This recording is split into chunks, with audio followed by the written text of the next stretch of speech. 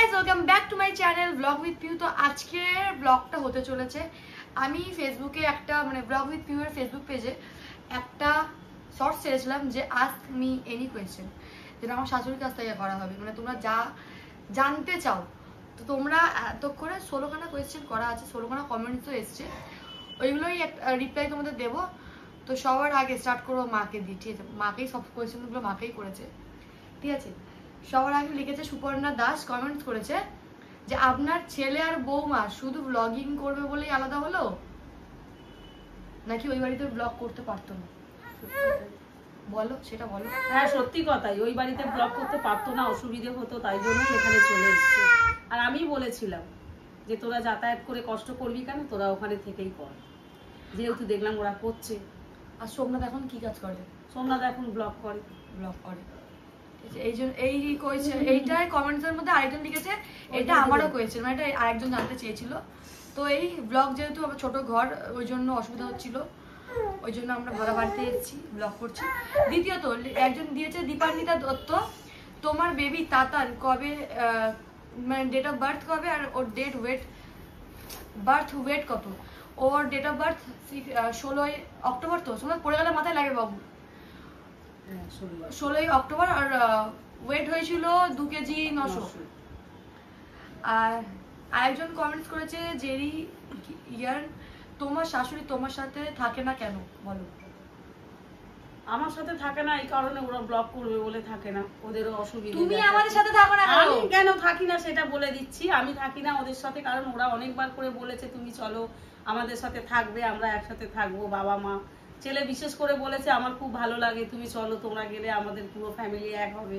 কিন্তু আমি এই কারণে থাকতে চাই না যে এখন আমি যা টুকটাক করতে পারছি, ওর বাবাও টুকটাক করছে, আমরা দুজনে টুকটাক করে চালিয়ে নিতে পারছি, এখন আমি বোঝা হতে চাই না, নিজের মতো নিজে থাকবো, ওরা ওদের মতো থাকবে। সব থেকে বড় কথা যেটা হলো যে এখন ওরা আছে আলাদা, আমি আসছি, আমি খুব আদর যত্ন পাচ্ছি, কুটুম্বর মতো আসছি, আমাকে খুব আদর যত্ন করছে, এইটাই আমার কাছে খুব ভালো।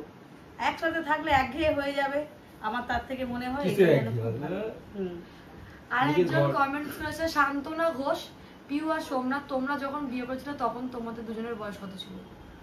সোমনাথের কত ছিল, আমার কত ছিল? সোমনাথের কত ছিল? 22-23 হবে। হ্যাঁ, 22 বছর। আর আমি 17 ক্লাস। 17 ক্লাস। 2017 তে যখন বিয়ে করেছিলাম, তাহলে আমার 16 বছর বয়স হবে। হ্যাঁ। তোমার শাশুড়ি, হ্যাঁ, তোমার কাছে আমি কেমন বউ? একজন লিখেছে অর্চনা, অর্চনা, তোমার শাশুড়ির কাছে তুমি কেমন বউ, ভালো না খারাপ? হ্যাঁ, ভালো বউ, খুবই ভালো, কিন্তু একটু মাথা গরম, একটু পাগলা পাগলা মতন করে। সব থেকে আমার ভালো লাগে যেটা সোমনাথ ওর পেছনে লাগে, ও চিৎকার করে এই মা করে, ওইটা আমার সত্যি খুব ভালো লাগে, ওইটা আমি খুব মিস করি। একা একা আর হ্যাঁ হ্যাঁ হ্যাঁ করে হাসে, ওইটাও আমি খুব মিস করি যখন একা একা থাকি। আর তারপরে এমনি তো সব আছেই গোল মিলে, আর আমার নাতনিটাকে আমি খুব মিস করি। কিন্তু পিউ একটু খ্যাক খ্যাক করে কথা বলে, একটু জোরে কথা বলে, কিন্তু মনের দিক দিয়ে খুব ভালো। এই আমার ছেলে মারছে।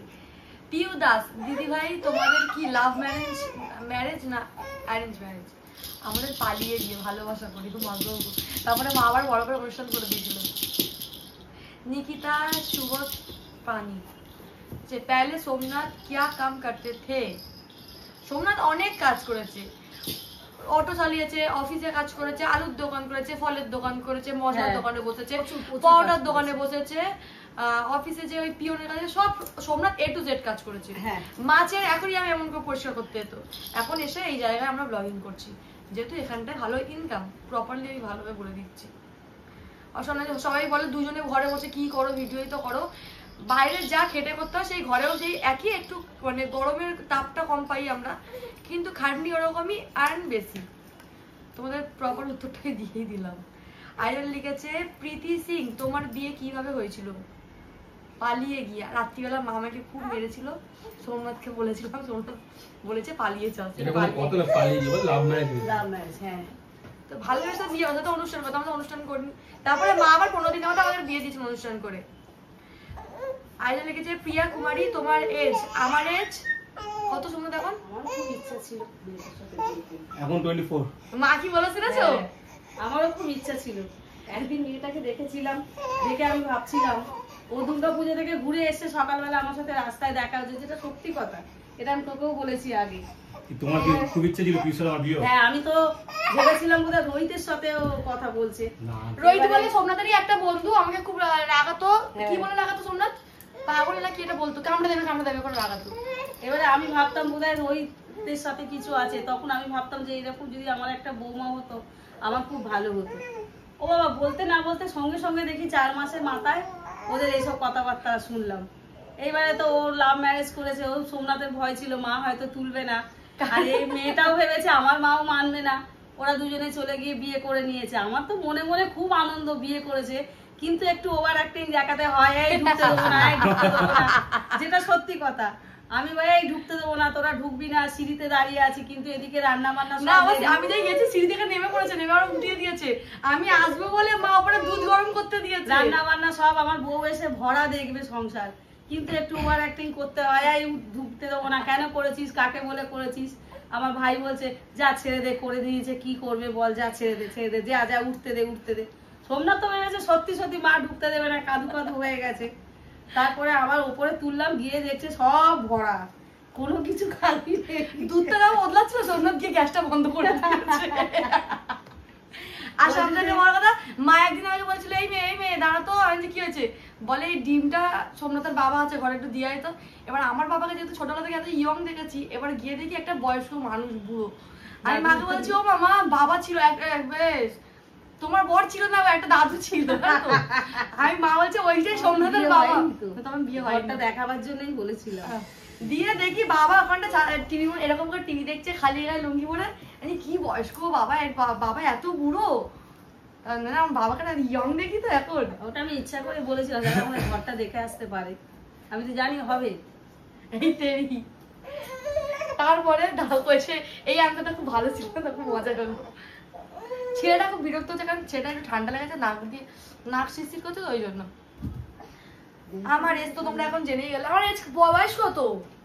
25 এখন 2025, তার মানে 24। 24 আমি 2001 হয়েছি, তো 24 প্লাস। 24, আমি 2024 বলছি।